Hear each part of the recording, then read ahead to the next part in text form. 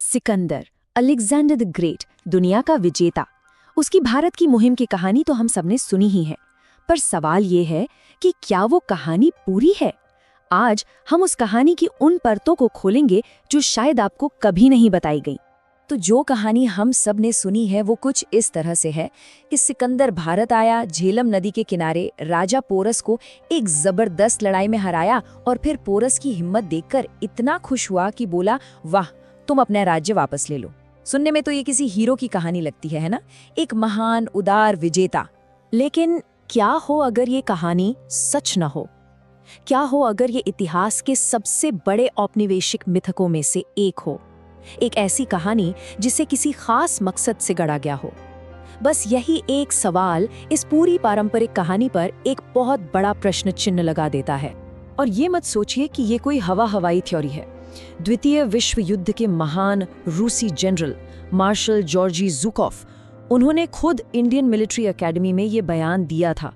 अब सोचिए, जब एक इतना बड़ा मिलिट्री स्ट्रैटेजिस्ट ऐसी बात कहता है तो इस दूसरे नजरिए में काफी वजन आ जाता है। तो चलिए स्रोत के तर्क के पहले हिस्से पर चलते हैं। सिकंदर के लिए भारत में घुसना कोई फूलों की सेज नहीं थी। उसे यहाँ एक ऐसे भयंकर विरोध का सामना करना पड़ा जिसकी उसने कल्पना भी नहीं की थी, और इसने उसके अभियान की कीमत शुरू से ही बढ़ा दी थी। देखिए, जैसे ही सिकंदर ने हिंदू कुश पार किया, उसका सामना हुआ एस्पेशियन और एसेकेनोई जैसी लड़ाकू जनजातियों से। रोमन इतिहासकार एरियन लिखते हैं कि ये अब तक के सबसे तगड़े योद्धा थे जिनसे सिकंदर की सेना का पाला पड़ा था। मसंगा के किले में तो लड़ाई इतनी भयंकर हुई कि खुद सिकंदर के टखने में तीर लग गया। तो ये कोई आसान जीत तो बिल्कुल नहीं थी, ये एक खूनी संघर्ष था। और कहानी यहाँ और भी हैरान करने वाली हो जाती है। स्रोत बताते हैं कि जब मसेगा का राजा लड़ाई में मारा गया तो शहर ने हथियार नहीं डाले, बल्कि राजा की बूढ़ी मां ने सेना की कमान अपने हाथ में ले ली और शहर की औरतों ने अपने शहीद मर्दों के हथियार उठाकर यूनानियों से आखिरी दम तक लड़ाई की। ये उस जज्बे को दिखाता है जिसका सामना सिकंदर कर रहा था। तो नतीजा क्या निकला? मस्सगा में बुरी तरह फंसने के बाद सिकंदर ने एक संधि का प्रस्ताव रखा, लेकिन जैसे ही 7,000 भारतीय सैनिक बाहर निकले, सिकंदर ने संधि तोड़ दी और उन सभी का कत्लेआम कर दिया। ये घटना उसकी तथाकथित महान विरासत पर एक बहुत बड़ा काला धब्बा है। और अब आते हैं उस मुख्य लड़ाई पर जिसने इतिहास को एक नया मोड़ दिया, हाइडेस्पिस की लड़ाई। ये सिर्फ एक लड़ाई नहीं थी, ये दो दुनियाओं, दो अलग-अलग युद्ध शैलियों का टकराव था, और ये सिकंदर के लिए किसी बुरे सपने से कम साबित नहीं हुआ। जरा दोनों सेनाओं को देखते हैं। एक तरफ थी सिकंदर की विशाल सेना, जिसमें उसके वर्ल्ड फेमस घुड़सवार और फैलैंक्स यानी भालों की एक चलती फिरती दीवार शामिल थे। दूसरी तरफ थी पोरस की सेना। भले ही छोटी थी, पर उनके पास दो ऐसे हथियार थे जो यूनानियों ने पहले कभी नहीं देखे थे, विशालकाय युद्ध हाथी और कवच को भी भेद देने वाले लंबे धनुष। और हाँ, खुद राजा पोरस, जो 7 फीट से भी ज्यादा लंबे एक जबरदस्त योद्धा थे। लड़ाई बेहद भयानक थी। स्रोत बताते हैं कि भारतीय लंबे धनुष इतने ताकतवर थे कि उनके तीर यूनानी कवच के आर पार हो जाते थे। और फिर थे हाथी। उन्होंने मैसेडोनियन सैनिकों को अपनी सूंड से उठाकर पटक दिया, पैरों तले कुचल दिया और उनकी फैलंक्स फॉर्मेशन को तहस नहस कर दिया।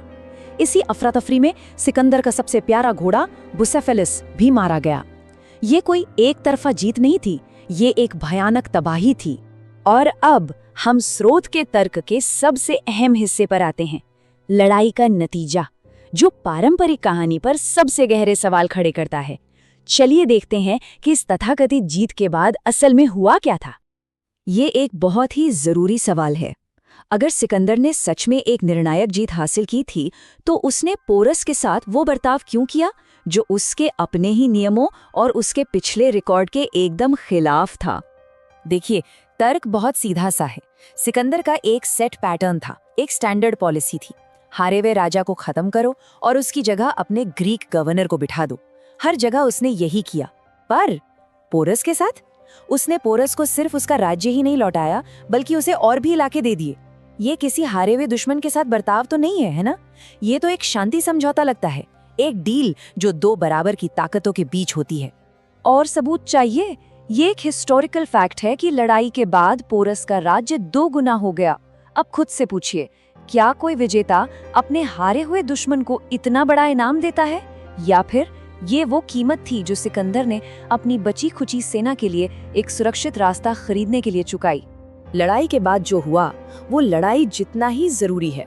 सिकंदर भारत में और आगे बढ़ना चाहता था, लेकिन उसकी सेना ने साफ मना कर दिया, और इसकी वजह सिर्फ घर की याद नहीं थी। ब्यास नदी के पास मैसेडोनियन सेना ने विद्रोह कर दिया। पारंपरिक इतिहासकार कहते हैं कि सैनिक थक गए थे, उन्हें घर की याद आ रही थी।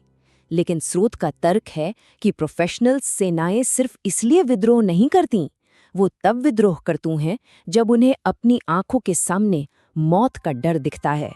और ये डर किस चीज का था? इस चीज का, पोरस के लगभग 200 हाथियों ने यूनानी सेना की कमर तोड़ दी थी, लेकिन अब उन्हें खबर मिली थी कि गंगा के पार नंद साम्राज्य उनका इंतजार कर रहा था, और उनके पास 200 नहीं बल्कि 6000 युद्ध हाथी थे। जरा इस संख्या की कल्पना कीजिए। इसी कल्पना ने उनकी हिम्मत पूरी तरह से तोड़ दी। यूनानी इतिहासकार प्लूटार्क खुद लिखते हैं कि नंद साम्राज्य की विशाल सेना और खासकर उनके 6000 हाथियों के बारे में सुनकर मैसेडोनियन सैनिकों का साहस भाप बनकर उड़ गया। उन्होंने आगे बढ़ने से साफ इनकार कर दिया, और सिकंदर को पहली बार पीछे हटने का आदेश देने पर मजबूर होना पड़ा। सिकंदर की भारत से वापसी कोई विक्ट्री परेड नहीं थी, ये मौत का एक लंबा सफर था। उसे लगातार भारतीय गणराज्यों के हमलों का सामना करना पड़ा। एक लड़ाई में तो उसके फेफड़े में तीर लग गया और वो मरते मरते बचा। फिर बलूचिस्तान के मकरान रेगिस्तान को पार करते हुए उसकी ज्यादातर सेना गर्मी और प्यास से मर गई। जब वो बेबीलोन पहुंचा तो वो एक टूटा हुआ इंसान था, और जल्द ही उसकी मौत हो गई। और सिकंदर का असर भारत पर कितनी जल्दी खत्म हो गया। उसकी मौत के कुछ ही सालों के अंदर चाणक्य और चंद्रगुप्त मौर्य ने उत्तर पश्चिम से बची खुची यूनानी सेनाओं को खदेड़ दिया और शक्तिशाली मौर्य साम्राज्य की नींव रखी। सिकंदर का भारतीय अभियान इतिहास में बस एक छोटे से फुटनोट की तरह खत्म हो गया। तो आखिरी नतीजा क्या निकलता है? स्रोत के हिसाब से सिकंदर की तथाकथित जीत की कहानी एक औपनिवेशिक मिथक है, एक ऐसी कहानी जिसे यूरोप की श्रेष्ठता दिखाने और भारतीय प्रतिरोध को कम आंकने के लिए बनाया गया था। हकीकत में ये वो अभियान था जिसने दुनिया के सबसे महान विजेता को तोड़कर रख दिया। और आखिर में ये हमें इस सवाल पर छोड़ जाता है। हम सब ने सुना है कि इतिहास हमेशा जीतने वाले लिखते हैं, लेकिन ये सोचने